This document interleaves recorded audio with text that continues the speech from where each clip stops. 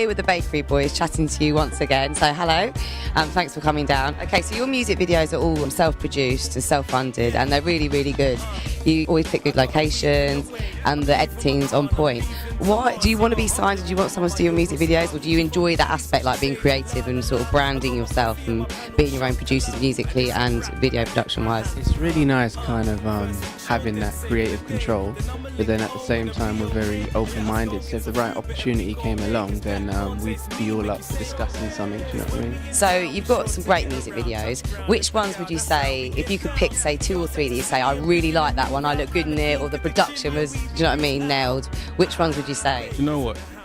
Hustling Behaviour was our first one. You know we on this shit, we the bakers, have to make no rush, get the... And that, I think we came in very strong. We set a very high standard for our first ever production. And Getaway, which we shot in Paris, I think that was just a whole different experience. So I kind of go with those 2 for now. So you performed at Wireless twice.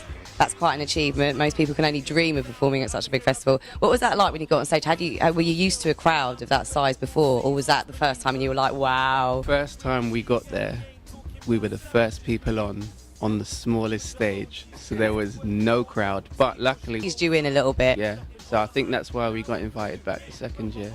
Slightly bigger stage, slightly later time. So it was really cool.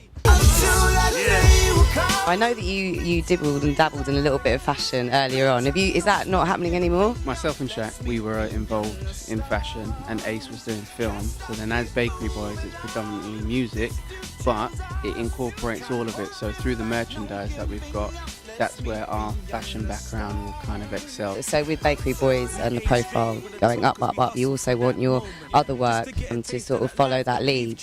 And is that because your experience is more, or because you feel like maybe you're more influential on young people or anybody who likes your music? And so that takes responsibility, doesn't it?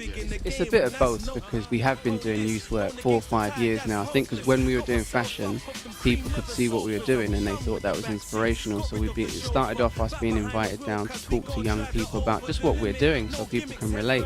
And then over the years, you know, me and Shaq have kind of been doing this the best part of 10 years. So now we're at a point where we're quite well, you know, we kind of know a lot about our industry. So basically... More to teach now that you're experts. Okay, so just to wrap up, what are your plans for next year? What do you dream of happening with you guys? Loads more videos, loads more youth projects, and definitely more shows and tours. So big plans, yeah? Good luck for 2016, guys.